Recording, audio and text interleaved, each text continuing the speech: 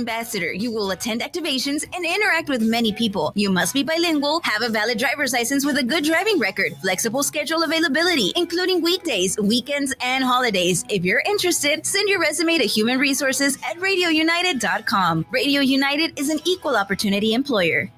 Are you looking for an easy way to get a daily detox? Active Liver is available in both a delicious gummy or tablet. Find it at CVS, Amazon, or NewNordicUSA.com. It's Houston Astros baseball this Friday as they host the New York Mets. First pitch at 7:10. Powered by Dr. T's Primary Care for Men and Women, Mission Economic Development Corporation, and News Talk 710 KURV. From the KURV Broadcast Center, this is the 956 Drive Home. All right, we're doing this. Put on your seatbelt, check your mirrors. Let's begin. Buckle up and get ready to talk about today's headlines and topics important to you. Here's Zach Cantu and Davis Rankin. And good afternoon, everybody. I'm Davis Rankin. Zach, back with us next week. He's at home doing what a whole lot of other people are doing, probably hunkering down because of the rain. Rain we haven't seen like this in, I don't know how long. Which is why we're going to talk to Bob Larson of AccuWeather about what's been going on. Bob, thank you for being with us. What can you tell us? Davis, first off, let me start with the rain. Just some incredible numbers in terms of rainfall totals. In McAllen, officially, over the past 1 hour, there's been 4.2 inches of rain. That's 1 hour. To put that into perspective, the average total of rain in McAllen for the entire month of March is about 5.5 inches. It picked up about 4.25 in the last hour. Just extraordinary amounts of rain, and it's still coming down in buckets. And that's not their total. That's just the total of the past hour. There's been closer to 5 inches over the past 3 hours in total. And of course, that doesn't even count some of the rain that fell earlier. Let me run through the watches and warnings as well. And as I read this list, additional warnings are liable to be issued, so they're coming out quickly. First off, a general flood watch for the entire region that goes till 7 o'clock tomorrow morning. There's a flash flood warning until 4:45 this afternoon for northwest Hidalgo County and Starr County. A severe thunderstorm warning for southeast Hidalgo, northwest Cameron, southwest Willacy till 4:45. Tornado warning for east central Hidalgo until 4:15. We've seen a couple of tornado warnings issued. No actual confirmation of a tornado. What we're seeing and the reason these warnings have been issued is that radar is indicating some hook-like structure to the rain and a slight hint of rotation, which sometimes can be a precursor to an actual tornado. I'm not aware of any official reports of tornadoes, but that doesn't mean that can't happen. It doesn't mean it didn't happen. But my biggest concern moving forward is this excessive rain and the flooding that results, the flash flooding that results from these relentless downpours. Let me go back to recap at least some of this. For all of March, McAllen had 5.5 inches of rain. The average amount, the typical total for March is 5.51, about 5.5. That's what falls on average during the month of March. Okay. For the last hour, which would be for us roughly 3 to roughly 4, we've had 4.2 inches. 4.2 in 1 hour, and compared to a typical amount for the entire month of March is 5.51. And to put that, also, you asked about the total of rain so far this month. Now, not counting today, so far this March, not counting today, we've had 0.81 inches of rain. And overall, we know, not just this month, but big picture, we really, really need the rain, but this is coming at a price, because no one wants the rain to happen all at once, and that's what's occurring. Yeah, go back and you say so far for this March, how much? So far for this March, not counting today, prior to today, through yesterday, the total is 0.81, and all that fell yesterday. By the way, it was zero until yesterday.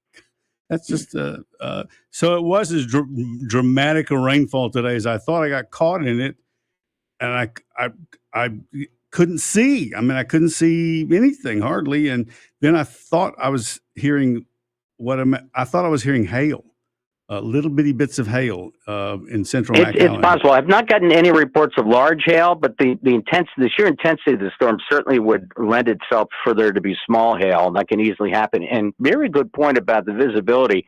It has been down to, for a while now, to about a quarter-mile visibility. And that's the type of thing that typically happens during snowstorms up north. they gauge the intensity of snow by the visibility. And when the visibility gets down to a quarter mile, that is considered heavy snow. It takes a lot more rain to lower the visibility that far. So just the sheer intensity of the rain makes it difficult to even see. We still, at least in my view, we still don't have a way to get the rainfall off of the windshield or off of the window so you can see, to inch out into which is what I had to do. I had to inch out into the traffic. Hope like the devil that nobody banged into me, which they didn't, thank God. It is frightening. It's very frightening because the windshield wipers, they just can't keep up with this. This is just ridiculous. I have one other, Davis, one other number for you here. I've just looked up the total. So again, the total amount of rain this month prior to today is 8,100. All that fell yesterday. So prior to yesterday, it was 0. For the entire year, since New Year's Day through yesterday, our total has been 1.54.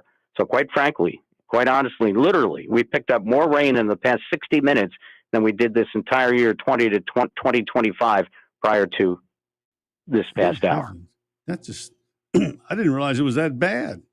That's astounding. Now, average for the entire year so far would be, actually,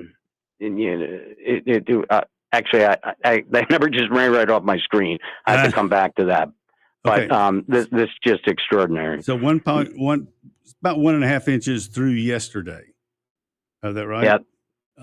Yes, for the year. And actually, I misspoke. That 5.51 I gave you, that's the total that we had. All these numbers, forgive me here. Let me back up a minute. All these numbers are flying across my screen so quickly. Yeah. It's like the rain coming down and having a hard time keeping up with it. That 5.51 figure I quoted you was the total that we had in previous Marches. I'm sorry. Average for the entire month, the typical March is 1.38. So that's even more dramatic. A typical March yields 1.38 inches of rain, and we've had 4.2 just between 3 and 4 o'clock Central. Okay. So that number's not changed. That 4.2, that's in the books. I did not misread that one. 4.2 inches of rain between 3 and 4 p.m. Central Time today. So after 4 o'clock Central Time, what's the prediction for the rest of the night? Well, first of all, tracking these current storms, the worst of the storm, this torrential storm is slowly moving east. So anywhere east, I think the worst of it's probably going to pass north of Brownsville. There'll still be a lot of rain. Locally in McAllen and surrounding communities, there will be additional rain during the night, but not nearly the intensity of what we have seen. There can easily be another inch or two of rain. That's going to add to the flooding that's already existing. But the worst of the sheer intensity of the rain and the worst of the severe storms is now shifting east to McAllen, more toward Brownsville, although I think it's probably going to pass just north of Brownsville, the absolute worst of it. So where is this coming from besides south of the border? Yeah, it's one of these meteorological combinations, ample moisture that's coming up from the south and in from the Gulf, while at the same time we have a very, very slow-moving weather disturbance that's taking that moisture, and it's like taking a wet sponge and squeezing it out, and you have all this moisture in the atmosphere, and all you need is some sort of trigger or mechanism to release that moisture in the form of rain, and that's a slow-moving storm that's coming in from the west. That's what's kind of adding to our woes. This is not one of those quick-hitting summer thunderstorms where it pours for 15 minutes and it's gone. This is all evolving very slowly, which leads to these incredible rainfall totals. And with time, the core of this rain from this storm is going to be shifting east and out of the area, which is why the flood watch only runs till 7 a.m. Friday. We don't expect a repeat performance tomorrow.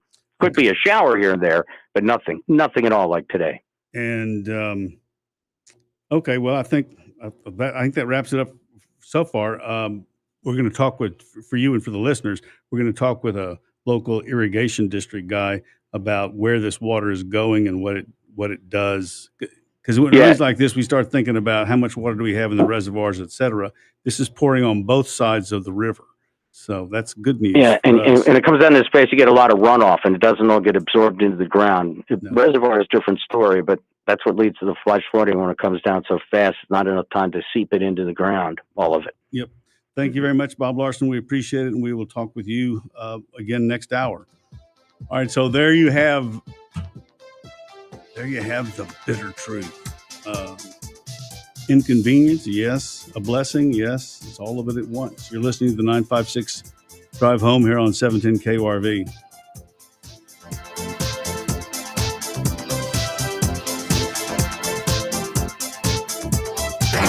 And now